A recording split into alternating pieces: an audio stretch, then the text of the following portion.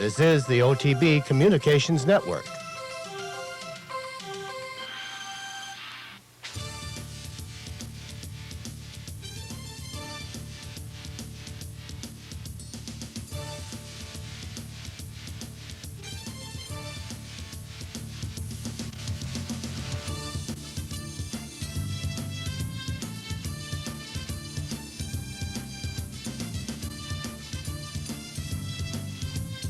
Now, Track Facts with Tom Amello and Nick Kling. Morning racing fans, welcome to Track Facts on this ARC day. We will be doing ins and outs. We'll be in the L, if you will. We'll have the odds, the ARC odds for you. We've got a brief analysis for you from our good friend Mark Kramer in Paris, and we'll get to that in a couple of minutes. Want you to know that this program is sponsored by the good folks at Parting Glass Racing, Whitehall Stable, and Saratoga Water Company. We want to give a Track Fact salute to Adam Modkar, our sponsor, and give him a shout out for getting a win yesterday. Let's hear it. We have to go into this in a little depth, so Yeah. I hope Adam is listening this morning, because Spa City Fever, the horse that won the 11th race at Belmont yesterday, was my top turf selection. Now, we had a caller a few weeks ago that wanted to know what I did when I made off the turf picks, and one of the things that I told that person, that gentleman, was that a lot of times I would leave it alone. Yeah. You know, because if the horse was sharp and ready to run well and ready to win, you know, in many races, it's going to be similar horses. Well, I didn't do that yesterday for the 11th race. I moved Spa City Fever down. I think he was my fourth choice. It was a superfecta race, so I make 4 picks. So, Adam, if you're watching this morning, you should be glad that I did that, because I took the kiss of death off Spa City Fever. So a big salute to you and Pat Kelly. And by the way, isn't it nice to see Pat? Pat's won 3 or 4 races recently, so congratulations to him. And he's one of our favorite people. I'm going to tell you that a little later on in the show, we're going to be joined by handicapper Steve Davidowitz. He's going to be talking about his new book, Betting Thoroughbreds for the 21st Century. It's a revision of earlier works and some additions, so we're going to talk to Steve. We're looking forward to that. And we're going to have our friend Phil Gregoire from Raceflow join us. He's going to talk a little bit about Santa Anita as a upcoming Breeders' Cup venue, and some upgrades today on horses racing around the country. Nikki, the ARC. Ladies and gentlemen, we're quite simple, Nick and I, and That's right. We try to keep this, especially this foreign game, quite simple. It's an easy game. And the first thing we look for in any of these races is, where is the fox? Where right. is Andre Fabre? That's right. The answer today, the answer this year, Number is 16? He's number 16. He's 14 to 1. Is the fox, and he is 14 to 1. And we don't. That is Cavalryman, I do believe. Yes, he's in post. Again, he's number 16. He's in post 19. It looks like he's going to need a top effort to contend here, because this is a very, very tough field. But we have some information to share with you. And while we're watching the parade to post here, as I leave the paddock, and you can see the odds, let me give you some information. Our good friend Mark Kramer, author of many, many books on racing, creator of Matthew Bosch of Scared Money and Tropical Downs, in which my friend Nick plays a role. Yeah, right. We ask him every... A crumb, not a roll. Well, we ask Mark, who lives in Paris, to share with us his insights. So I'm going to give it to you right now, and we'll take it from his top selection, or the order of preference, if you will. Number 18, See the Stars. He points out that the ARC has delivered 40% winning favorites, and the trainer here of See the Stars, 6 for 14 in French races. You don't need me or anybody else to tell you that this is a fine runner who's won on all surfaces. He's getting the surface he prefers, I do believe here, Nick. There were some questions of whether or not they would run See the Stars if it became a boggy, and it looked like he would come to the States for the Breeders' Cup if he didn't run in the ARC. He's sitting at 1-2. It's awful tough to take a favorite at 1-2 in a field of 19, wouldn't you say, Mr. Kling? Well, that's traditionally the way we've thought about it here in the States. I know in Europe they look at things a little bit differently. And but you know, the one thing about See the Stars, Tom, from what I've read about you know, his racing this year, is that people are ready to anoint him as the best horse of more than just his generation. Right. Yeah, and often that's not a good thing until they win the biggest race. Second horse to take a look at is the 3 Vision d'Etat. This one has become much more professional in Mark's opinion. It was a no-push second in the Prix Foy, which was a prep for the Arc, and suggests that in that race he was looking to get ready to springboard for the Arc. He's got Peslier in the irons. Pellier. Pellier, hey, give me a work, will you? Give me some space here. Who's an Arc winner, who's riding well. And the interesting thing here, Nick, in Europe, trainers, when they talk about other horses, speak rather candidly. The trainer of Vision d'Etat says, See the Stars is a better horse. That's number one. His third horse to look at in here is a 19, Stasalita, who is 25 to 1. This one has been supplemented, and Mark tells an interesting story.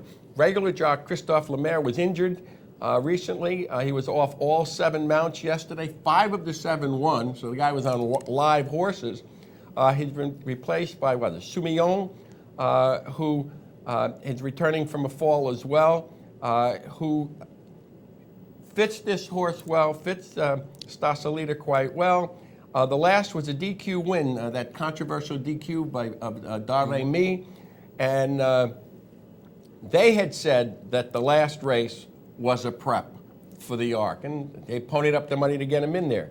The one, Umzane, this one was second in the last 2 Arcs at big odds, gets Kieran Fallon today. I think somewhat 16 to 1, okay. We've talked briefly about the 16 Cavalryman, Andre Fabre. Fabre has also said that they're running for second if See the Stars actually runs his race. This one looks very much like Fabre's winner, Railbird, having won the Grand Prix de Paris and the Prix Niel, which Mark thought was a weaker edition, and this one may have to step it up. He mentions also the 15 Fame and Glory, who has finished behind See the Stars and Beheshtem. Beheshtem is Hot Barm. I think that's the Aga Khan, who won the last race. And also mentioned certainly Conduit, who we know, having raced in the Breeders' Cup last year, and Dar-Remy. And those are his numbers. So he's starting with the 18. The 18, 3, 19 are his key horses. The 1, 16, 15 would be the B horses to use underneath. And the 2, 10, and 4 would be superfecta horses. Nick? All I know is that whenever I see a turf race that has Andre Fabre's name in it, that's who I like. Well, there we are. Well, okay, not a bad exacta box. 18. He owes me nothing from Scirocco a few Scirocco. years ago. All right, we're going to throw it right back to the coverage that we're getting from Arlington Park Hub. We think you'd rather listen to them than us as we lead into the race. We do want to tell you again that we've got a couple of guests after this race is official. We'll be starting with Steve Davidowitz, then we'll move to Phil Gregoire. Lots to talk about yesterday, Nikki, interesting races. And I'm going to give Bobby Barbera a track fact salute and followed for interpretation in the Turf Classic, and just say that no way I'm betting that horse or coming up with that horse on top. And we can talk about that a little Well, later yeah, on. interpretation was the kind of horse that if you're an exotic bettor, you could use in the 2nd, 3rd, and 4th slots. Very difficult to like him on top. He hadn't won a race in a couple of years, you know, and it never really looked like he was quite the grade 1 type of a horse. Now, yesterday's racing conditions were very unusual because of the torrential downpour, and I think, you know, both the Flower Bowl and the Joe Hirsch Turf Classic were a bit bizarre because of the course condition. Okay. We should also mention, Yes. by the way, that today's races at Belmont are off the Absolutely. turf, and I'm almost positive that includes the Kelso where Court Vision is scheduled to make his first start for Rick Dutrow. Okay, the emails are up, viewer mail at capitalotb.com. We'll be going to phone calls probably around 20 to 11. So we're going to send you back for the last 5 minutes and let the pros take you up to the arc. Stars. It's now 10, number 19, Stasolita. It's then 12, number 15, Fame and Glory. Has been a bit of money for that one, now clear third best in the market. 15, number 2, Conduit, and also number 3, Vision d'Etat. These are the 5 horses priced under 20, just over 20, or just on 20 now. Number 1, Zane, who's, as we said, runner-up twice in this race already. 23, number 7, Getaway. Also 23, number 10, Dare Mi. And 24, number 13, Beer Stam. Just a measure of the quality of this race, really, that a horse such as Dare Mi, who's effectively a dual Group 1 winner coming into this race, is currently priced at 22 to 1. 1.8, of course, See the Stars. Well, we've, in a sense, hardly mentioned that one. I think his record pretty much stands for itself. 5 Group 1 winners on the bounce this season, including the 2000 Guineas and the Derby. And as Ian said a couple of minutes ago, looking for that unique treble of the Guineas, the Derby, and the Prix de l'Arc de Triomphe. A couple of horses have come near it. Nijinsky, most notably, but they've all failed. And the question is, of course, can See the Stars do what Nijinsky failed to do? Mick Cannan, who has won this race on Carroll House many, many years ago, is just about the ideal pilot, I'd have thought. Wouldn't be overly concerned, and he's got a horse that probably he can put him where he wants in the race. So the runners down at the post. The green jacket there of Beer Stam, in the colours carrying all before them this afternoon, with 3 Group 1 winners. The colours of His Highness the Aga Khan. There See the Stars, yellow with the purple cap, son of Cape Cross out of Urban Sea, who herself was a winner of the Prix de l'Arc de Triomphe many years ago. Back in 93 it was that Urban Sea triumphed in this particular race. The white cap there of Set Sail, who presumably is in there to set the pace for Fame and Glory. There's the beige colours, Cavalryman. That's one I haven't mentioned, who's following really the path trodden by Rail Link a few years ago in coming to the Prix de l'Arc de Triomphe as an improving 3-year-old who won the Prix Niel as the trial for this race. And Cavalryman will be ridden by Frankie Dettori this afternoon, who's already got a couple of Prix de l'Arc de Triomphe wins to his credit. Getaway, just saw there in the yellow and blue colours of Baron von Ullmann, as the runners, the first of the runners, are now beginning to be loaded into the stalls. Just coming forward here is Tanga Speed as the tension mounts in the stands. So Getaway has gone into the stalls. Pink jacket there of Dare Mi is going in, and these look like they're the first 2 in the stalls. Getaway in the yellow and blue, Dare Mi in the pink, and just beginning to work on 1 or 2 of the others in the background.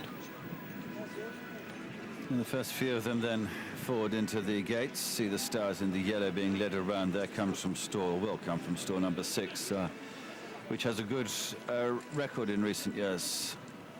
A couple of recent winners have come from that gate. Grand Ducal has taken his place in 5. There is Set Sail, who'll go from 14. Distinguishing white cap for him. Stasolita, who's drawn towards the outer as well, in 16, waiting to go forward. The widest draw will be for Cavalryman in 19. Conduit goes in. Store number 12 for him. Proved himself a campaigner at the very highest level around the world in his career so far. Hot 6 coming in. Store number 4 as Magadan loads up as well. Thierry Jarnet waiting to go to 8 on La Boom.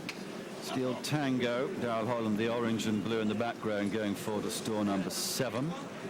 And his Getaway in. Pink jacket then of Dare Mi. She is into store number 2. Zane, who'll go to 1, is waiting to take his place.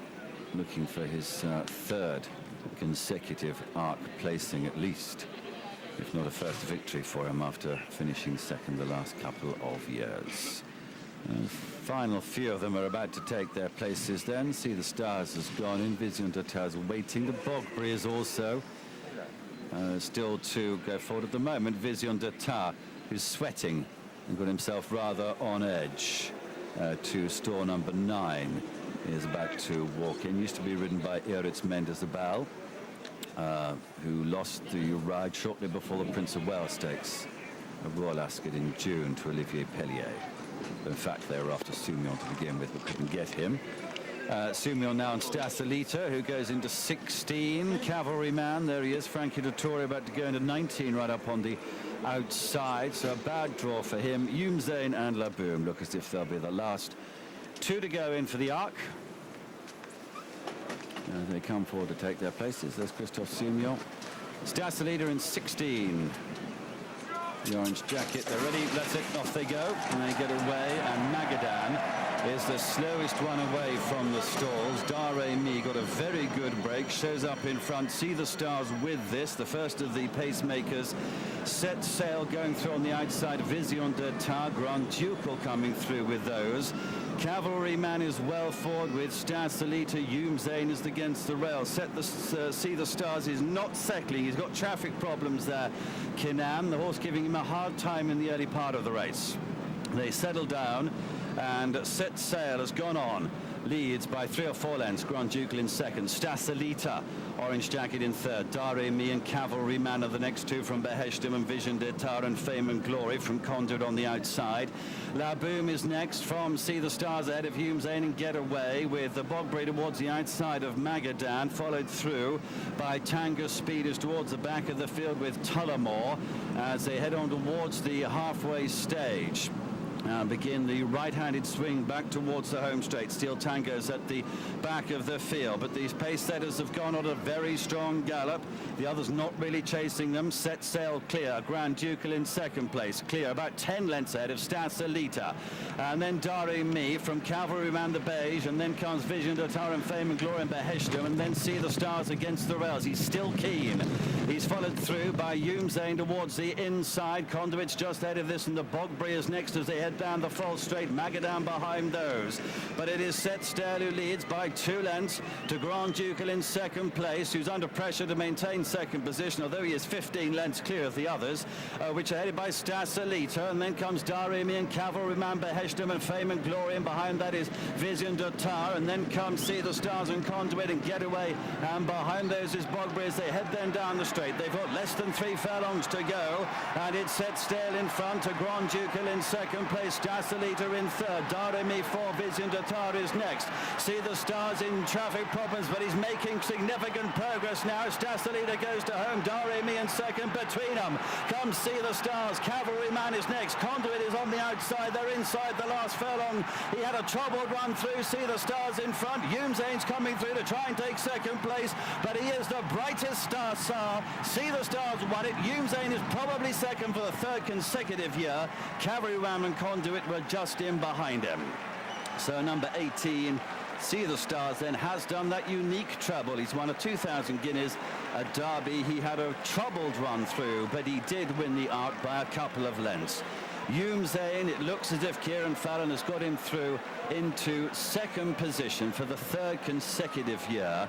Cavalryman is there on the inside of Conduit in 3rd and 4th, and Dare Mi has finished in 5th position. Fame and Glory was next from Laboom, and then Stasalita and Magadan. So the winner is number 18, See the Stars.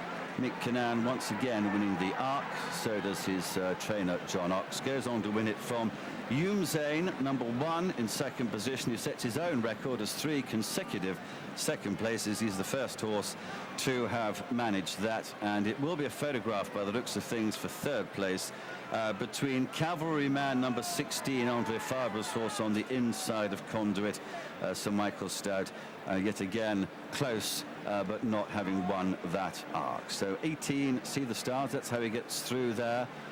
Some traffic problems in the early part of the race, certainly for him. He took a very strong hold, eventually agreed to settle, but an amazing turn of foot once he was asked to quicken through, as the pace setters, who'd gone some 20 lengths clear probably of their field at some stage, folded up and came through. Didn't cause that many traffic problems, but a few of them will have suffered some interference as they came back. He's been returned around about a 4 to 5 chance.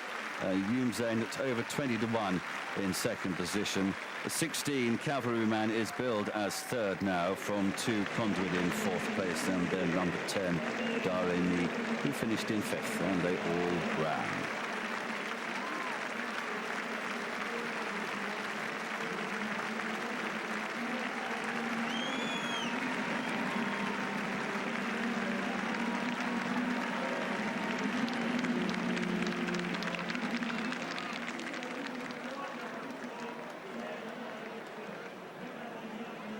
Well, we're back, ladies and gentlemen. A tremendous race. 2 rabbits, 2 pace setters setting it up.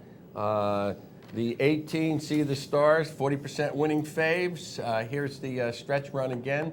Excellent run from Yumzain. He's now second in the last 3 arcs, 18 to 1. Cavalryman. We're at our point. Here it is. Oh, here it is. Here it is. Now, as you know, Tom, I like to punctuate my points with quotes from movies. Yeah. So, folks, in the Paul Newman movie Hombre, there was a character named Cicero Grimes, played by Richard Boone. And he told the clerk at the stagecoach office, "Write it down, Sonny." Cavalryman, November 7th. That's right. And Breeders' Cup let's see. Turf. The 2 Conduit, who we're familiar with. Wonderful race, wonderful effort. We're going to take a commercial break. When we come back, we expect to be joined by Steve Davidowitz. Steve Davidowitz, yes, that's it. I was checking over here. And then we'll, when we have the payouts, the official will we'll give them to you. We'll be right back. Stay with us.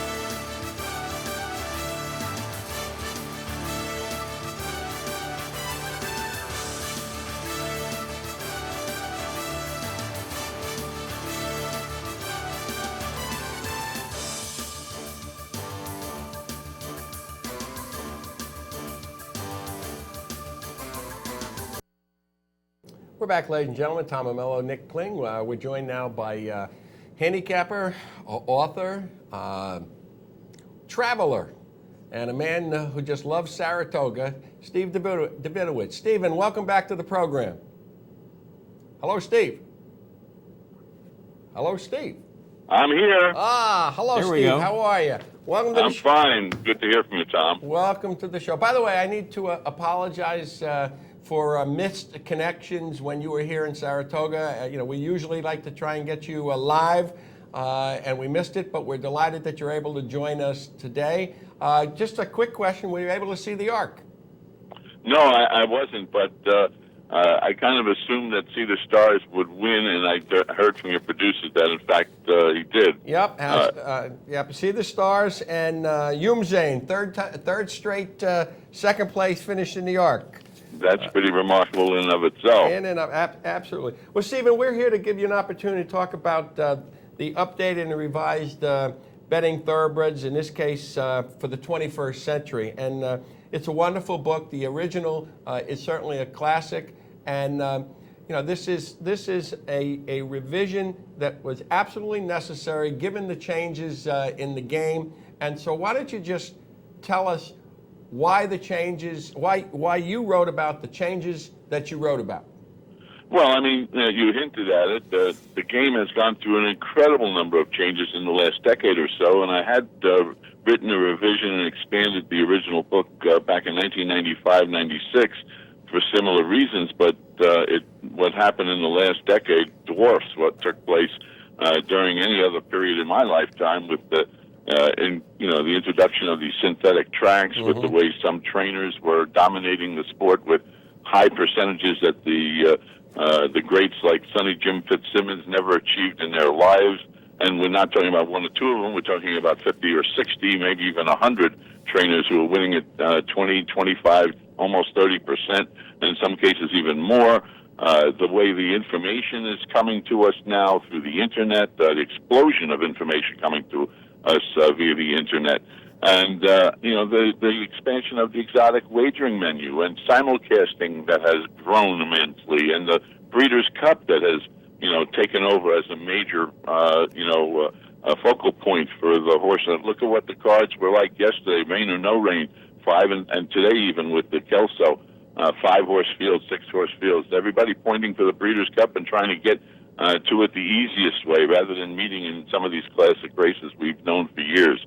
So the whole complex of factors that were different were changing the way I was playing. And if I thought that betting thoroughbreds deserved to still have a life, if I had to make changes. So I spent about a year and a half doing it and integrating the old material with about 50% new material. And the book is now 400 hardcover pages, and I'm very happy with it, frankly. Steve, let me ask you this question. Throughout the summer, one of my themes in talking with trainers and owners was really to raise the question of their reaction or the impact of statistics and the information that's available with respect to trainer stats on how they're managing stock and so on. So would you just start there please, with trainer stats and trainer information, and what insights you think are best moving forward? Well, I mean, there's a lot of sub-subjects in what you're saying. It sounds like the excuse or the idea that trainers pick their spots more carefully is the theme that most trainers will give you as an explanation for why so many are doing so much better than most of the past. But, when you look at Steve Asmussen with 700, 1,000 starts, that's not quite picking horses, picking spots carefully, and 25% is his norm. I don't think it explains anything. I do think that the trainers do cherry pick in some instances, and they rule the racing office far much more than they should by getting extra races, 5, 6, 7 of them added to the condition book, refusing to run unless the racing secretary makes this race 7 furlongs instead of a mile, and they win. They get even in handicap races, which almost don't exist anymore. If you rate a horse 125 pounds, he goes elsewhere.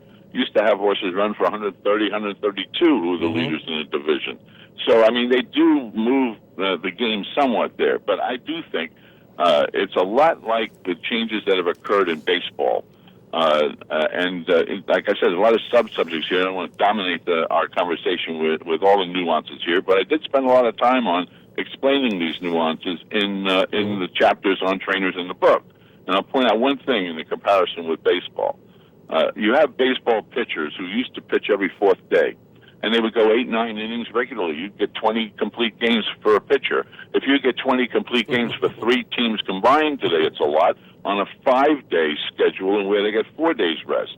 If they go 6 innings and give up only 3 runs, that's a quality start. That's an average ERA of 4.5, which was never a quality start when I was playing. And I can say that the horses are treated the same way. They're given 6, 7, 8 races a year, the good ones, and that's it. They take 2 months off, twice or 3 times a year to get ready for a major race. So there is some cherry picking that goes on. There is some delicate handling of horses too. But when we're talking about the overwhelming number of trainers in each race meet that are winning 25, 28%, some 30 or more, and they're not cherry picking, they're running 60, 70, 80, 120 horses each meet. it doesn't explain it. And what we can look at baseball, if I may say so, was the magic word was steroids. Now, in horse racing, they've eliminated steroids, we're told, and I assume that that's true with the rules that have changed around the country. But we're still dealing with a drug factor that I don't believe is fully understood or appreciated and is contributing to some of the performances that we're seeing on the track. I hate to say it, but I still believe it. Steve, Nick Kling here, and like Tom, I want to thank you for joining us. The question that I wanted to get into, Steve, and you touched on it, was your work and comments about synthetic racetracks. We've got a situation now where there's a percentage of bettors, I'm not sure how big it is, but it seems like it's a significant one, of people that just either refuse to play synthetic tracks, or, if they do, they use that as as reasoning when things don't go well. What can you tell our listeners about what you found in your research on synthetic tracks? Well, I hope a fair amount of people out there take the opposite point of view, even though they may be frustrated by what they're seeing on synthetic tracks. And this for the following. We're back 25 years in some respects, even though this is the most forward thing that racing has done, with asterisks and question marks aside. And I mean that because years ago we didn't have statistics under the past performances about trainer stats. We didn't have track bias reports on the internet. We didn't have people's awareness of those things. Right. Andy's book, my book, other books woke people up to some of these factors. And now they're commonplace, or thought as of commonplace. When you're dealing with synthetic tracks, you're dealing with a whole new ballgame, which requires the observation powers of the best players in the grandstand. I have a phrase that I'd like to use that is in a different chapter. I mentioned it, but it's applicable to this issue, and it will help players if they understand it. And that is that we think of the race as going for the swift on the racetrack, but it's really the ones in the grandstand. It's the race to the swiftest in the grandstand. And when you're dealing with synthetic tracks, you're dealing with tracks that will change, that can be manipulated by the track maintenance crew more than they ever told us when they installed these tracks. These were tracks that were supposed to be impervious to rain. We were going to have no track biases, all the rest of that stuff, which is total nonsense. Mm-hmm. These tracks are more sensitive to weather. They're more sensitive to humidity. They're more sensitive to track maintenance procedures. And therefore, you're going to get changing biases periodically as a result of whatever they do. We can look at Del Mar. Del Mar is an amazing case study, a laboratory in motion. They installed a synthetic track in 2007 that was the slowest track, main track, probably since the 19th century, right? We had a Pacific Classic, 1.25 mile, grade 1 race running 2:07 and change. Now, you could go to Thistledown and see a $5,000 claiming race run at 1.25 miles at faster time than that. And then the following year, they figured out that because the polymers, the wax polymers, were melting in the hot summer sun in the afternoons at Del Mar, that it needed water to keep the polymers cool, and so the wax wouldn't melt. Now, that's a track that obviously is going to change by the way the track maintenance people handle it. And it became faster, and it became close to what I would consider to be a reasonably normal track. And so if you were there at Del Mar and you saw the trends in early 2007 that were so demanding on stamina, and that certain horses would run over it well and others you could forget about, you made money towards the second half of that season accenting those things because you watched carefully. Mm-hmm. In 2008, when you saw the track change, you had to play accordingly. And so that's what the secret is to synthetic tracks, and it's so frustrating to many players because they don't want to think that much anymore. They just want to look below the past performances and see the stats there and look at who ran well last time out against who and pick the winner based on that. No, you have to watch the races more carefully. You have to take better class notes. You have to add to the past performances. You have to use your noodle.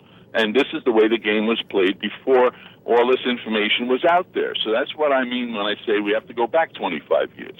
But I can give players some hope in another direction, I think. I also found that if it confuses you, what's going on the racetrack, if you can't plot the changes that much, you're not watching the races that carefully, you're not videotaping them, you're not doing the professional's job, so to speak, you can still beat these tracks in a different way, totally different way. And that's by looking at trainer patterns and forgetting about the impact of the racetrack itself. Trainers who are winning on these synthetic tracks, they understand the tracks. That's why they're winning. Right. And they also understand their horses. That's why they're winning too. So if you can see the patterns that they're winning with, play that and forget about the impact of the racing surfaces completely. Steve, one of the things that I've found, you mentioned all the changes that the sport has gone through, the game has gone through in the last 10 or 20 years. One thing that I still use today and I find extremely valuable is something that you came up with 35 or 40 years ago, the concept of key races.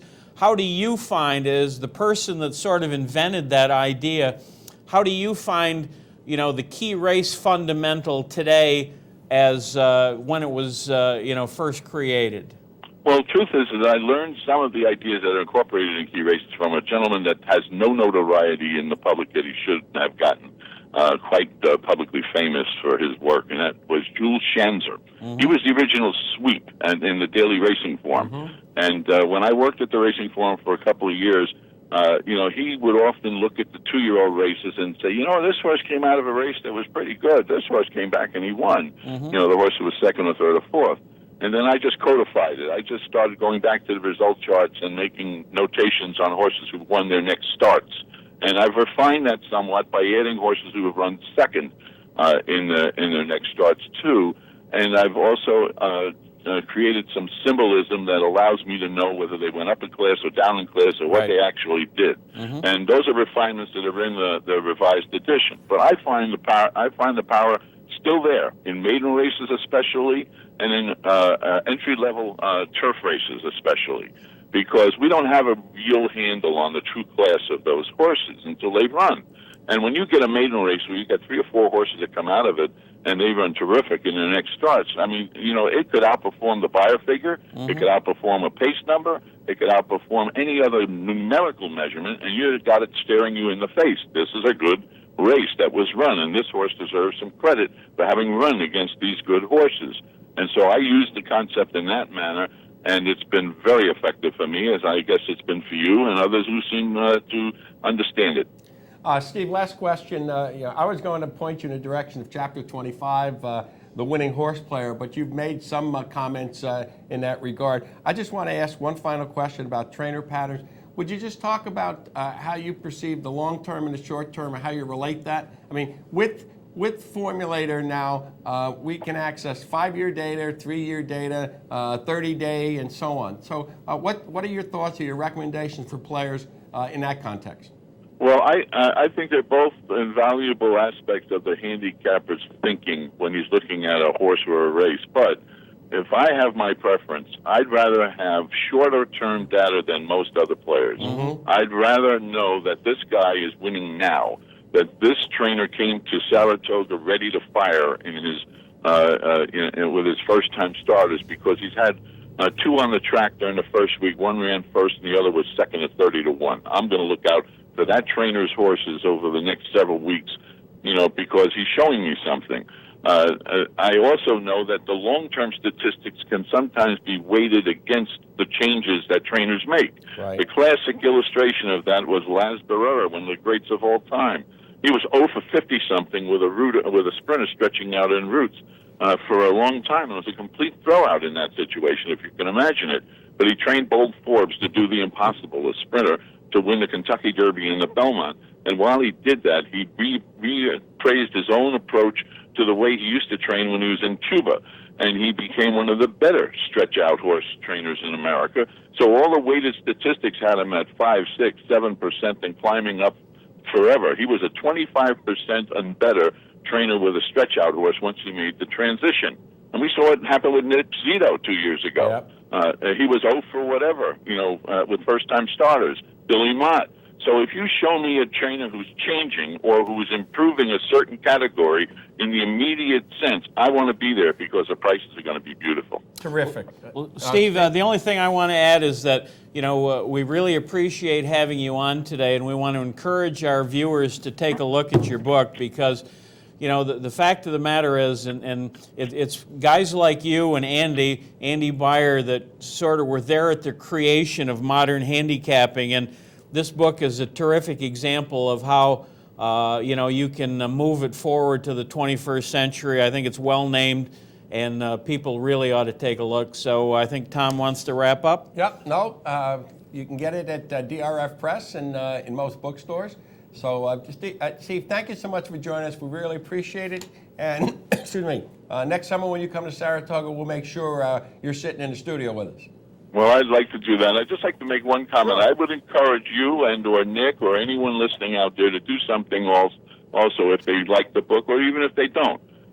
Come up, go to Amazon.com or BarnesandNoble.com and write a review. Okay. The only way we get these types of books, and racing, how poorly it's treated in the press and how few, people really have column forums to say anything.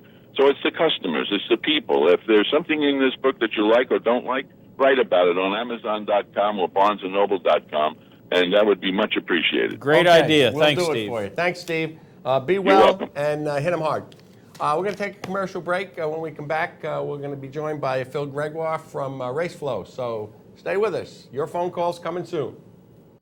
Stable is having a breakout year. Hi, I'm Jim Pippo. I'm really excited to share this dream. I've put together an expert team that personally picks quality thoroughbreds. We have an exciting roster of 2-year-olds this year. It's a great opportunity. Shares are now available. Low risk to you at fair prices. I will manage your investment because it's also mine. Partner with a local name in thoroughbred racing. Join the excitement. Go to whitehallstable.com or call today.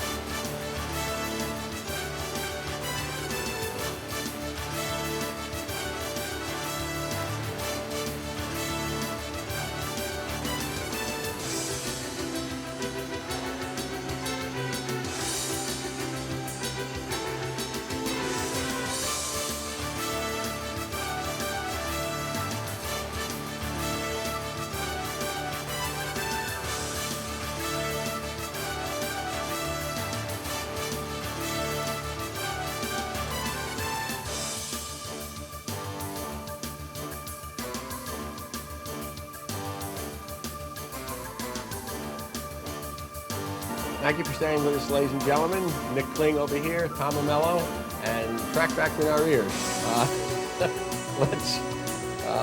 There we go. A couple of things. The ARC is official and the prices are here, so here they are. 18-1-16, 18-1 for $51, 18-1-16 for $411. That's not bad, Nick. Not bad. 50-cent try is $100, $102, $2 super. 1,475, and the Dime Super. The Dime Super, 73.75. Again, we'll give a Trackfacts salute to our friend Mark Kramer. We talked about a lot of horses. Starsalita was with the group, but didn't have it, or Stasalita didn't have it. But the other ones were there. And by the way, that's something for Youmze, huh? It is something. I mean, that's amazing. That's even better than my old friend Maine Minister, who I think it was 1990 or 91. That 91, I believe, he was third in all 3 Triple Crown races. But that was 1 year, not 3 in a row. That's right. Okay, we got Phil Gregoire from Raceflow on the line. Phil, welcome back to the show. Hi, good morning, gentlemen. How are you? Were you able to see the ARC? I did see the ARC, but my question would be, where is actually your broadcast coming from? Say it again? Where do I pick up your signal? All I'm seeing is the ARC right now. Well, we should be on the web. That's where I am, and I'm on View It Live. Oh, okay. And I roll right over into the Ark. So that's Okay. That's the only feed I've seen all morning is the Ark. Okay, well then, thank you for sharing that with us. And if our tech crew knows anything else, they'll tell us. Well, they're probably exercising good judgment. I mean, They're putting out on the internet something people can bet on. Okay. Certainly that was good judgment up until this point. And anyway, I happened to put a blurb out on racingflow.com on page 2, the analysis and selection, trying to get my vast readership or viewership to pick up the signal this morning. So I just was kind of curious that it wasn't there. So anyway. What we'll do is we'll have you back so they can see you and hear you. And well, they get enough of me on the website. Okay. Phil, one of the things I would like you to talk about, first of all, there are two things. One, we had an email conversation the other day about your feeling about horses who are up against a quick pace or a zip versus the plot. So just share that with us, with our audience, please. Sure. Well, one of the things we're doing, again, Racing Flow has been a long time in the process, and we're young and still developing. My partner is in the midst of, and actually both of us are in the midst of doing some research over some of the stuff that we've come over across over the last couple of years, and again, without any statistical data to support it, one of the things that I've been looking at, and again, readers of the website, page 2, certainly are aware of the Versplod winner, which is a horse in an angle that we really like, and it's been very, very productive for us. And the reverse of that would be the Verse Zip winner, which is a horse who runs through grueling early splits and is able to hold on. And we're in the process of trying to develop some statistical data to see how both of those do. Oh, there's our signal. It just came up. Okay. Just to let you know right now. So one of the things we're trying to do is start to review which of these is the most effective. And my personal feeling is that the Verse Zip winner tends to be a little more volatile. In other words, they are prone to major regressions, probably as a result of, again, being under a full go the whole time of the race, which tends to be more taxing, especially if the horse holds on for the entire 6 furlongs, 6.5, whatever the case is, as opposed to a Versplod runner who's making, a big 3/8 of a mile push. So it's funny, having said that, yesterday there was a horse at Woodbine by the name of Oystens who was a V-Zip 200 winner. And what we found over the last couple of years is that the V-Zip 200 winner, again, an extreme situation, that these runners tend to regress next time out, yet can frequently show signs of future greatness. Mm-hmm. However, Oystens came back yesterday and wired the field and did beat a horse that I had upgraded on the upgrade and downgrade report, who was 11-1, who chased him the whole way. There's a lot. My response to that, Phil, is just that whole notion that you're really talking about two contexts. The exit context, if you will, and what it may have done for a horse or what kind of toll it's taken on a horse, and how the race set up, and today's setup. And sometimes there are subtle differences. Oh, sure, there certainly are. And again, we're just in the process of trying to keep an eye on some of these things, and our product is continually developing all the time. Well, and then it's price, for crying out loud. Oh, right? sure, it absolutely is. It's price. And, so again, on the website, I try to bring out these angles to people. I try to present horses that show these angles and give people a chance to hopefully follow along, whether they have the downloaded PPs or whether they're just following along to see the kind of consistent results. And when I'm in doubt as to what to post on the website, I'm pretty generally looking for a Versplod winner. All right. Again, an exceptional format. Let's switch to a brief discussion about Santa Anita. I mean, in a few weeks, all eyes will be on 2 days at Santa Anita for the Friday-Saturday Breeders' Cup.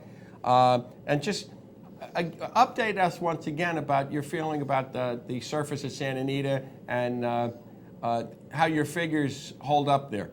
Well, the early part of the meet has actually been pretty good for us. The synthetics tend to be a little more. The numbers show consistency. Let me see. I'm trying to bring something up right now, Tom. Okay. I'm sorry to bring up some information on if I have any information on the early Santa Anita. Again, Tom, the way we play this game is, we look at our data, we look at our figures. We have the greatest of confidence in our figures, and we play these races based on horses that are upgraded. I wish I could tell you I had some great, foolproof rules or some great insight into the actual track surface itself. But we with racing flow data, we don't really concern ourselves so much with what might happen in the future. Okay, we're looking at analyzing past situations and playing horses that we know ran better than they appear. Well, I guess let's go back, because we did have the conversation before. Everybody had great trepidation about playing synthetic Santa Anita last year. And I think when we talked, you said it played rather up to your numbers, in other words. There were no surprises, that you understand, you seem to understand how the track, based on the numbers. Well, I don't know if it's a question of so much that we understand the track. It's just that the numbers tend to produce results that are good for us. Okay, and that's probably not a great answer, but just kind of the reality of the situation. So the upgrades appear to run well and close to and at good odds then. Yes, they do. Okay, well, yes, they do. Again, let's talk about some good odds. Yesterday at Woodbine, again, a synthetic surface. Yep. A couple of things about Woodbine. Thursday I posted 2 horses in the 4th race at Woodbine. They ran 1-2. The exacta came back $119. Not too shabby. Okay. Yesterday on the Woodbine upgrade downgrade report in race 5, we had 2 upgraded runners, the 7 and the 13. The 7 horse won the race. It paid $58, and the 13 ran second and completed a $680 exacta. Well, that's not too shabby. Okay, so this is stuff that's kind of real life stuff. Real life results from the upgrade downgrade report and from things that I post on the website. And what you post on the website is free for everyone to take a look at, right? Yes, it is free to everyone to look at, and it's been a remarkable week. The same day as Thursday, I posted the 9th and the horse by horse analysis of the 9th race at Belmont. With a bold upgrade on Pariaba. Yep, good for you. Who returned $28, as well as the bold upgrades on the second place horse and the ultimate favorite who ran off the board. That exacta came back $200. Yesterday we posted 7 horses with 3 winners, 2 $8 horses and a $10 horse. And I've been trying to spread out some of the selections to cover dirt, turf, and synthetics. Typically, so that people can see that the results are pretty much consistent across the board. Okay. This is a real product, and it's a real product that's effective. And that's one of the things that I do. That's one of the things the main reason that I try to post these horses for free, so that people can see exactly what it is all about. It's not just theory. Okay, your upgrade report. You got the 3 tracks: Belmont, Santa Anita, and Woodbine today. Anyone on those cars that you would give our folks today? Well, the thing I would ask about is, do you have a handle on Fast and Firm in New York? Or off the turf. Yeah, they're off the turf, and the track was at 7 o'clock. They were calling it muddy, Phil. Okay, so they're going to be running the Pilgrim on dirt. Apparently so, yep. Yeah. Okay, just a couple of things. That kind of takes away. It's a pretty light day for us here in New York. I had upgrades on 2 turf races, the 1st and the 6th. Okay. We can go ahead and maybe look at a couple of these horses for the future if they run back for people, maybe in the 6th race. Sure. The 1 horse, let me see if I can find him, gentlemen. Again, a morning line favorite, Smart Seattle, but a pretty nice race in the P.G. Johnson, where the race flow was a -179, and he chased Tappett's Fly, who was a wire-to-wire winner in the race. Yep. Okay, so as a result, again, we will be downgrading wire-to-wire winners when they do it under with-plod circumstances, and otherwise easy pace trips, and we'll be upgrading Smart Seattle. Again, no grade shake, 2-to-1 morning line for quality connections, but perhaps one to be looking for. The Pilgrim, again, not knowing the scratch situation and which one of these horses will run, but Interactive, the 5. This is a horse who did one of the things that we really look for, and that is horses that come out in their first turf starts and run and win against plods. The most famous of which is Gio Ponte, who did this 2 times in a row in his first 2 races of his life, and we've seen what he's gone on to do. So Interactive would be certainly one to watch, as well as the other 2 horses that are coming out of that race today.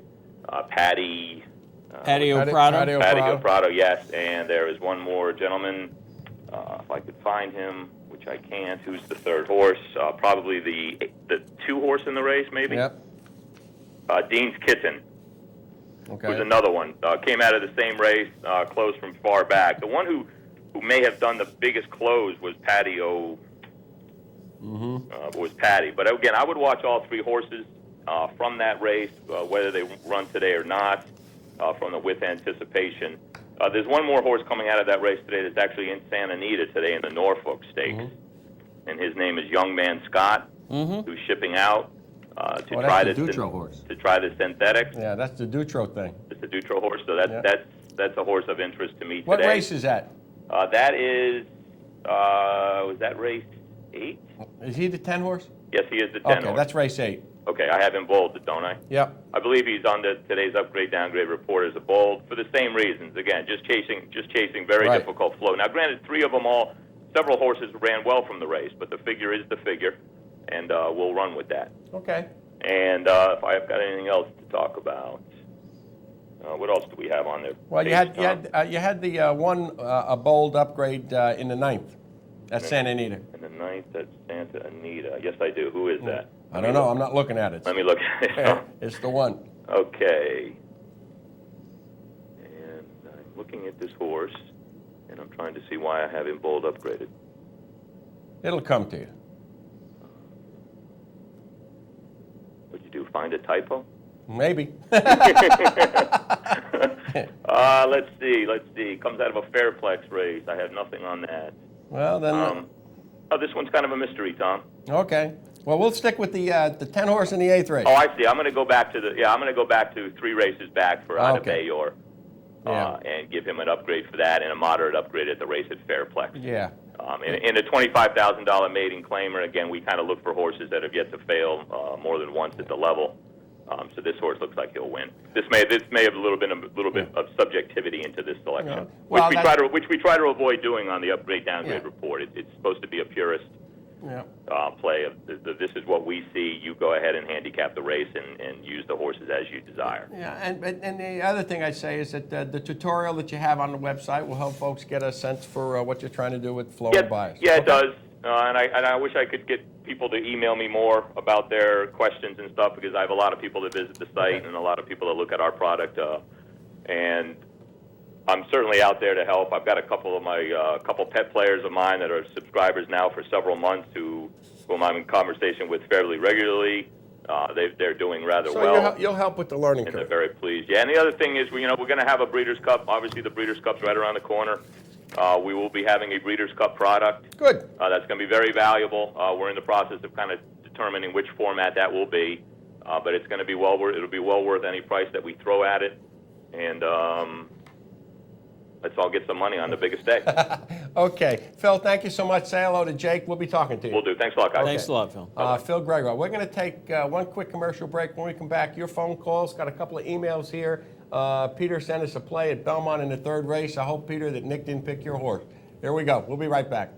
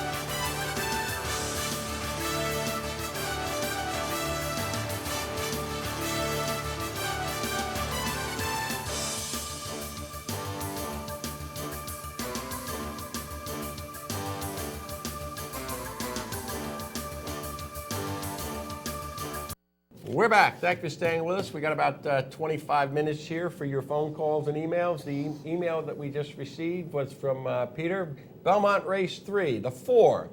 Sneaky Girl may get overlooked today at a decent price. Both trainer David Jacobson and jock Cornelio Velasquez are having a great Belmont meet. The Wild Ride, Kissa Melissa, and Boss Tiffany will take most of the betting action. Sneaky Girl loves the mud and should get up in time. Win Play show on Sneaky and a pick 3. 4 with all with 2, 5, 8, 9. Okay, Peter, we'll follow that. See how You're it safe, works. Peter. I didn't pick her. Good for you, Peter. You got a shot. Let's go. We got a couple of phone calls, two open lines, and we're reading you on the internet. Let's go to Gilderland. Start with this morning with Bob and Gilderland. Bob, good morning. Go ahead. Good morning, guys. Love the show. Hi, Bob. Thanks for calling. Couple of quick things. Yeah. Number one, the Dutrow horse at Santa Anita is the 9, not the 10. Oh, he's the 9? Okay. Yeah. All right. Thank you. Okay. And I wanted to make a comment on John Signor's visit last week. Sure. He seems genuinely concerned about customer service. Mm-hmm. And the worst thing in customer service, besides not doing anything, is saying you're going to do something and then not doing it. I'm referring to the caller who said last Saturday that Anthony Mormino had handicapped the card for the turf. Mm-hmm. And all the races at 6 a.m. were off the turf. John said, that's a great point. I'm going to speak to him about it. Well, he showed up this morning and handicapped the card on the turf. In fact, saying, I'm sure some of them will come off the turf, but I think for sure they're going to leave the stakes races on. And yet, as Nick had pointed out, at 7:04 this morning on the NYRA website, all the races were off the turf. And I just wanted to get your comment on that, because this is now the second time in a week, and this was brought to John's attention. And I'm just wondering how you feel about that. No comment from me other than the fact that you raised the issue, and that I'm sure John will get to him. And he's probably watching now and knows it. And when I'll definitely make sure I'll send Anthony an email or call him myself and point that out to him. So rest assured that Anthony will know about it. Okay, thanks a lot. Yep. Thank you, Bob. Thank you. We appreciate it. Let's go to Rotterdam. John in Rotterdam is next. John, good morning. Nick, is that you? Yes, it is. Both of us. Nick and Tom, good morning. Hi, John. Thank you very much for having, I don't know how you pronounce his name, John Signore last week, because that puts a face to the whole business, and that makes it more user-friendly, and I appreciate that. One thing I would like to drop to OTB users this time of year, there's an awful lot of turf races that are really hard to handicap, and I like to look at filly droppers and pen droppers into the Finger Lakes. And as a matter of fact, Monday, I picked up one of the real cheap claimers with $20 triple on it, and it's probably what I make like for half a month of real work. And you don't have to bet a lot of races like that to actually turn profit. Well, triples are hard to hit, but if you hit and get paid properly, the first 2 horses were pretty obvious, and then you hit the all button. Well, that's a strategy. That's a strategy. Which it's not what I was brought up to do, but sometimes you need to do it. And yeah, we got you, John. If it's turning a profit or working. Okay. And thank you very much for your show. I appreciate it. I try to watch it as often as I can. Well, Thanks, John. We appreciate you have a good day. You too. Appreciate having you. Thanks for your call. It's interesting. I've always liked Finger Lakes. I don't play that often at Finger Lakes, but I like Finger Lakes, and it's a track where if your horse is feeling well, he's going to run well today. That's it. I think we're going to Delmar. Steve in Delmar is next. Steve, good morning. Hello, Steve. Hey, how you doing today, guys? Very good, Steve. I don't want to be an Anthony Mormino basher or anything, but Well, then please don't. Then please don't. Okay, I just got to ask you one question. My wife's into the horse racing. I got her into it this year. She's reading the racing form and stuff. She gets up and watches the shows, trying to pick up as much knowledge as she can. Mm-hmm. Anthony handicaps these races, and there's some horses that, of course, are stick-out locks, mortal cinches, and he doesn't put them in his free picks. And it really aggravates me. Like yesterday, the first race, the 9. Well, hold on a second. Steve, it's to help out other people, like people that really don't know about handicap. But my butt part here is, and I appreciate what you're saying, but what I've always said, what we've always said from here, if you're going to listen to any handicapper, or if you're going to read any public handicapper, you ought to get a sense for what their philosophy is. And Anthony makes no bones about it that he generally stands against short price favorites. Now, it doesn't mean that they're not going to run well, and it doesn't mean that they're not going to hit the board. When he's right, it's a big balloon, and when he's wrong, he's wrong. And really, that's the way all of us are. Tom, let me just say something. A public handicapper is supposed to pick the horse they think is the stick out, okay? If the horse is supposed to win, like the 9 yesterday, hold on, all right. he didn't pick. Steve, Hold on, Steve. Hold on. Welcome. I'm sorry, but welcome to the 21st century, and welcome to whatever you want to call is the paradigm of handicapping. I will agree with you that public handicappers who are in print, the paradigm for them is as many top winners as possible, regardless of price. Would I be reasonably fair at that one? I mean, that's really the paradigm? Well, the paradigm is... If you're in competition with somebody else, okay. Okay, like Saratoga. No, hold on, Steve. No, go ahead. Well, I think the paradigm is that you try and balance a reasonable number of top winners with payoffs. And if you're a public handicapper in a newspaper or a magazine or a daily racing form, if you stray too far below 30% top winners, 28 or 30%, then you're subject to criticism. But I think, and again, Steve, I want to thank you for your call, but I think Anthony has a different philosophy. His philosophy is that he's not going to pick any horses that he's not going to bet. And if he's not going to bet a horse, and I don't know whether I'll use Gio Ponte yesterday in the Turf Classic as an example. I don't recall whether he picked Gio Ponte or not. I don't think he did. But, if he's not going to bet a horse, he's not going to pick him. And the other thing is, and I'm going to quote my longtime friend and partner here, there are no handicapper police. That's right. A public handicapper or any kind of handicapper is free to do whatever they want, and then it's up to the audience to decide whether you want to listen to that person or not. So if you don't want to listen to them, don't listen. Yeah. All right, thanks for the call. It's perplexing, but he gets some pretty good prize winners. And I think, and Anthony on the website, he's been, at a couple of different radio stations over the last 10 years, but I think every year on that website he posts a play of the day, and I think over the years he's been profitable with his play of the day at Saratoga.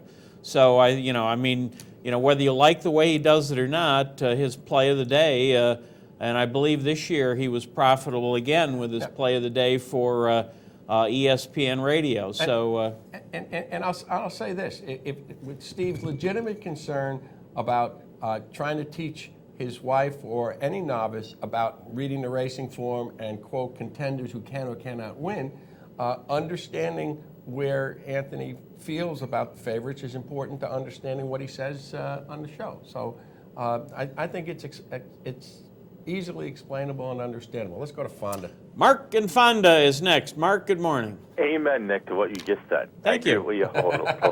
And now that you've got me another subject that I'll go on to regarding the last two callers.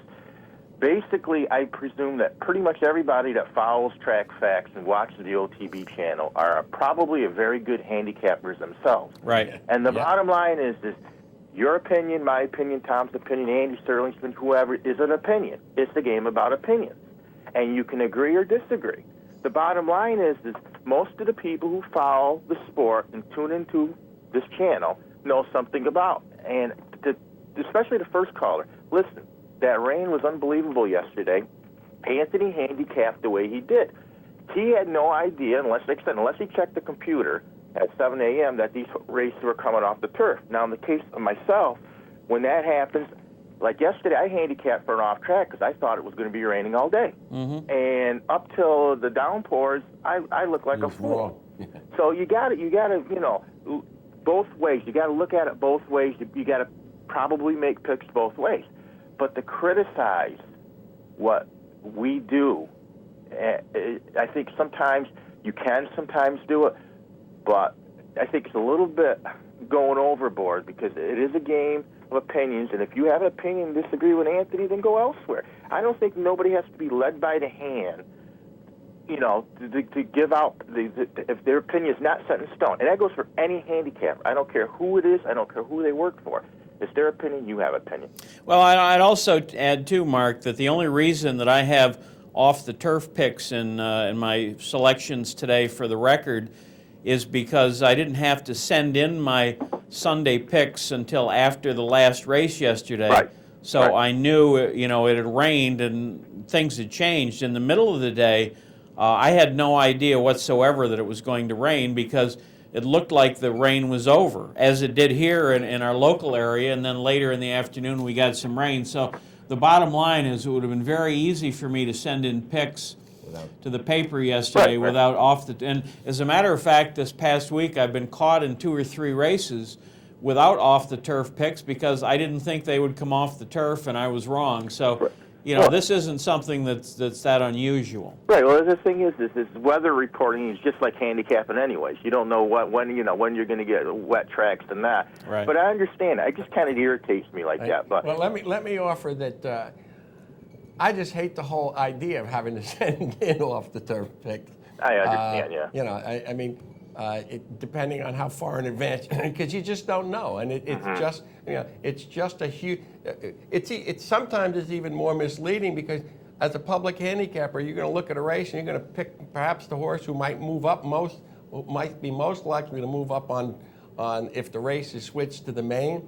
And it may be a main track only horse, and he gets scratched. They scratch that horse. So I find that to be far more. Don't misunderstand me. We do it, but I find that is. It is tough. But like you said, it's basically, and in the case that we have to do it at an advanced time, and you don't know what the circumstances are. What else you got, Mark? Yeah, getting to yesterday's races. I just ask your guys' opinion in the Joe Hirsch on the DQ of telling. Looking at the replay from home, I could not tell from the downpour and everything where the horse interfered. And my question is was the track feed any better? I mean, it was a downpour. It was foggy, or very, very hazy. You couldn't tell what was going on. Could you guys see exactly what had happened? Mark, I was kind of nonplussed as well. It was so hard to see what exactly happened. I think our crack staff is going to try and bring up the stretch run if they can. It was very hard to see exactly what happened, and I think right after the race when they were still adjudicating what was going to happen, Andy Serling made a good point on the MSG broadcast that on a course that's soft and rain-soaked, it's a lot tougher for a horse to maintain a straight course because they're so tired. Yeah. Well, you know something? I think there's no way that I could ever come up with interpretation in that race or any, a horse that, and I don't even know, did they say the last time he'd won a race? Because I know in the PPs it's been at least 2 years. Yeah, I think it might be sometime longer. in 2007, Mark. So it's been 2 years. But the thing is, there's a horse that you got to give him credit. It's just like the old Murray Guerin horses. They run he runs every big Grade 1 race, and finally and unfortunately him holding on there hurt me big time yesterday because if Gio Ponte wins, it turns out to be a profitable day. But overall, with the Gold Cup, just to mention that real quick, right now Summer Bird, if Rachel Alexander isn't around, he's probably got the leg up on Horse of the Year for what he did in his last 3 races. I mean, it's been 20 years since a horse has swept the Belmont, Travers, and Jockey Gold Cup since Easy Goer. You know, that's the only thing that's keeping him right now from getting Horse of the Year. So, you know, really, our 3-year-olds this year have been our horses. And let's hope these 3-year-old colts don't get, you know, scooped up by the sheik and retired. You know, because if they do, boy, it's going to be hurting in the handicap rack. So. Okay, Mark. Thanks, All right, Mark. we're going to take one more phone call, then we'll take a brief commercial break and get on with the day. And our next phone caller is Doc in Saratoga. Doc, good morning. Go ahead. Yes, good morning. I was wondering if you guys could possibly talk to somebody from Naira and on the T-shirt giveaways, have them get some sizes bigger than extra large. Doc, you mean you and I are in the same problem? We're in the same sinking boat, huh? Yes, sir. All right. Well, I'm with you, Doc. Naira folks occasionally watch the show. We will send. I'll send an email to. I think it's Kathy Locke down there, and Nima Ghazi and I are on.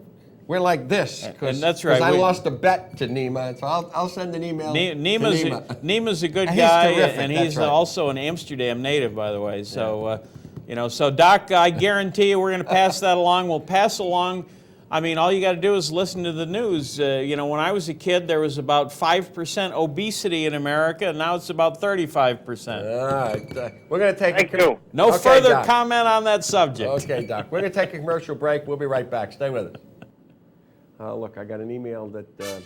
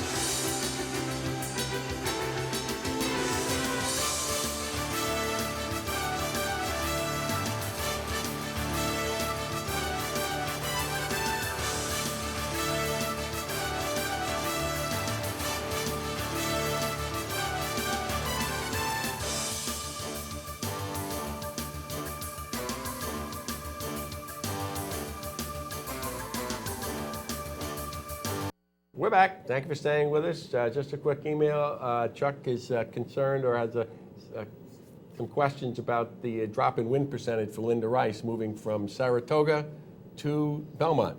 Nick? Well, I think you got a couple of things going on here. I think horses can only win so many races, and then they start running out of conditions. You take a horse a couple of days ago, Mother Russia ran. She won twice at Saratoga, had absolutely perfect trips both times. And if I recall, both of the races that she won at Saratoga were on the inner turf course, which was very much more speed favoring than either the Mellon course at Saratoga or the way the two turf courses at Belmont Park play. So you got a different venue, different running styles favored. Horses, maybe they break their maiden, now they got to face winners. So I don't care whether you're a hitter in baseball, who has a 56-game hitting streak. Eventually, somebody's going to get you out. Horse racing is the same way. I think the other thing is, she has a fair number of horses, but she doesn't have hundreds and hundreds of horses. And she's also, many of the horses she has are of the middle to lower level quality. So it's not like, they're horses, excuse me, like Fabulous Strike or Summer Bird, that are going to continue. Win. Yeah, win over a long period period of time. of time. No. Back to Rodder? No. We're who's Jerry next? And Albany. Jerry and Albany is Jerry next, and Albany right? is next. Let's go down I believe to Jerry is next. There we go. Good morning, Jerry. Good morning. How are you, gentlemen? Hi, Excellent. Jerry. Good to hear from you. Thank you. Couple of things. Number one, a simple solution to offer as far as Mr. Mormino's handicapping or anybody of that type who's obviously picking different or value or long shot horses person get up and before your whatever forum you're on, the internet or if you're on TV, say exactly what you're going to do.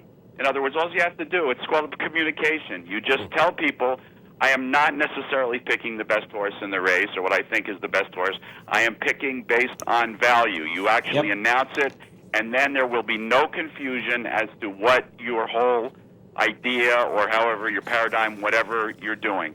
Simple. Okay. I can't argue with that. That's Right? excellent point, Jerry.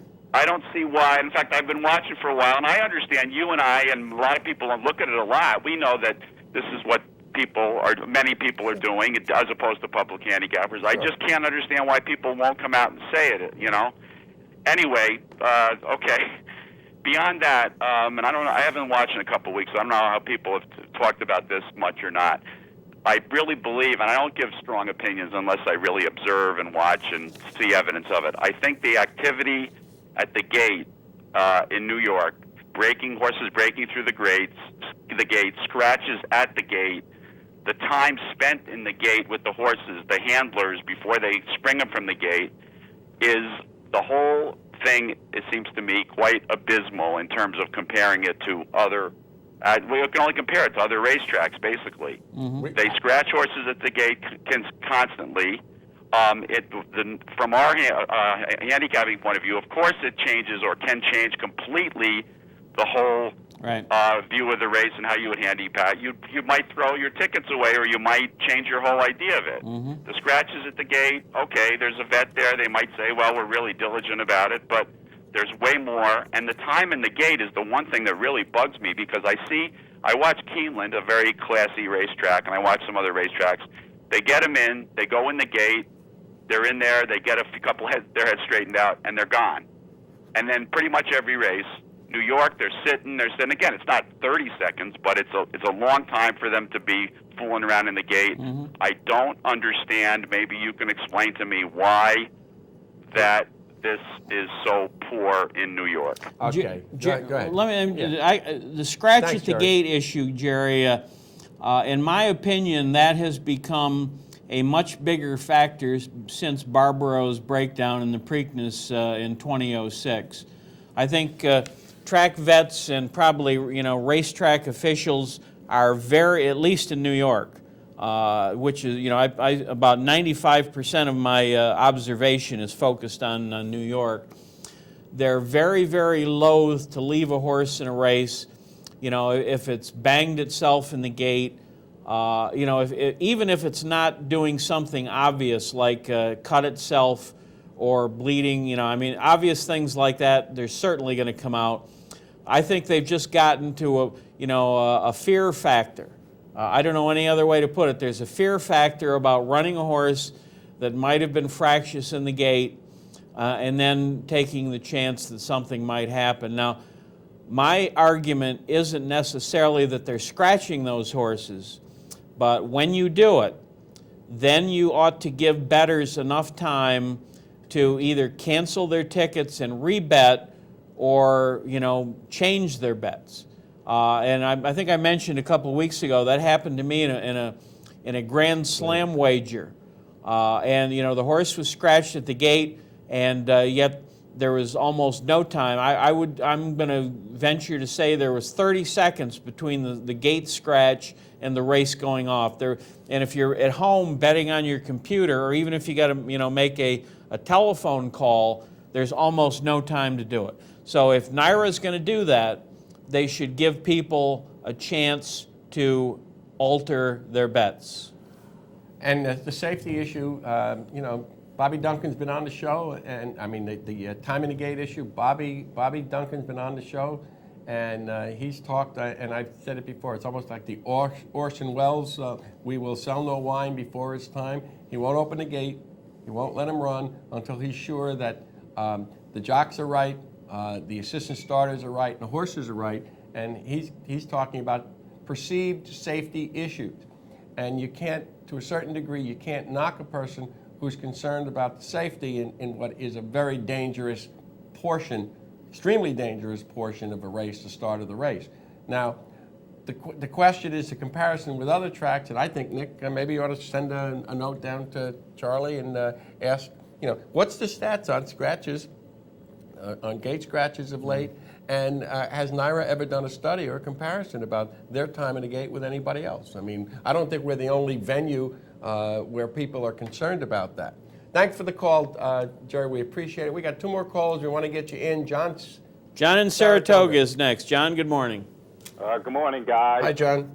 I think the paradigm of handicapping is once you buy that ticket, your name is on it. If you ask me, I mean, well, it's just like Mark said. Most of the people that take the time to watch these shows already know a little bit. If you're trying to learn how to handicap, and I've said this before, and you listen to these guys, don't listen to so much of his pick. I mean, the pick is one thing. You listen to the reasoning that they give behind it. Yep. He'll usually give an explanation and say, why he likes this horse. And just the way it goes sometimes. I mean, I played that handicapping contest yesterday. I think I was 1 for 11. Well. And the one I had was Summerbird. Mm-hmm. So, and then today, if you play like that, like he does, I kind of bet like he does. It's no secret. Mm-hmm. I woke up this morning. I had a 21 shot that's made $4.4 million. I mean, that's the way it goes. You gotta read Yosemite. Yep. I mean, this horse has made more than anyone in the race, and I got all my money back from yesterday on that exact. Okay. I mean, that's just the way handicapping is. It's ups, it's downs. It's like you can't get mad about it. Once you buy that ticket, you can't blame the guy in the Troy record because you lost. Yes, you can. Okay, thanks, John. Appreciate the call. Yep. Thanks. And let's 2 more callers. John in Rotterdam is next. John, good morning. Yes, I'm sorry I called before. Yep, hurry up, John. One thing really important to me, I thank God for Anthony Mormino. Because when he has something 3 to 5, I really believe in it. And when he has 20-something to 1, I take a second look at the horses. Okay. Well, John, we'll pass that information along. Thanks a lot for your call. And I do appreciate him being on the channel. And Nick and Tom, if you could just tell me, where are you playing today? Actually, we're playing on Wolf Road. Yeah, I'm taking the afternoon off today, John. Yeah, we're playing at Wolf Road. Thanks for your call. We got Dave in Niskayuna is going to close us out today. Dave, good morning. Hey, how you doing? Good. A couple thoughts about Linda Rice. Yeah. She trains for us. I'm a partner, obviously, in Y Stables. Yep. And, your observation as to Mother Russia, I think, is largely accurate. We were very encouraged going into Saratoga as to how she would do on the inner turf. And, frankly, we had some concerns about going back to Belmont. Sure. In horse racing, context is everything. And, you don't win all your races, but we knew her style would be better for Saratoga than for Belmont. As to Linda's performance post-Saratoga, there is some, look, what happens is you run through your conditions and then you start all over again. That's right. And a trainer, in a sense, has to reload. Yeah. That being said, we won a big race out of town last week at Philadelphia. Yep. With Canadian Ballet. Yeah, and that's right. And after Saratoga, you're not just focused so much on one meet. And Saratoga's unique. And when you look at jockeys and trainers, there's that focus of activity at Saratoga that really isn't, emulated or repeated anywhere else. Good point. That's my thought about Linda, and she's doing just fine, and we expect to continue to win races. And the other thing, too, Dave, is Dave, we appreciate that. She's had several horses finish second, third, and fourth, so, sometimes the luck is with you and sometimes it isn't, and I'm sure Linda will win a lot of races before the turf season ends here in New York in November. All right, absolutely. All right, Dave. Thank you so much for the call. We appreciate it. Thank you all for your participation. We hope you enjoyed the show. If you have any questions or comments, please write us at Trackfacts, P.O. Box 554 in East Greenbush. Email us. You get me at Trackfacts, TRKFACTS at nightcap.roadrunner.com. We do check the Trackfacts at gmail.com. I want to thank Danny and Patrick downstairs. I want to again give Adam Madcour a Trackfacts salute. That's right. I want to thank our sponsors, Parting Glass Racing, Whitehall Stable, and Saratoga Spring Water Company. Have a great week at 4 to 1 for Life. We'll be back next week. For comments or suggestions, please write to the General Manager at the OTB Television Network, 510 Smith Street, Schenectady, New York, 12305.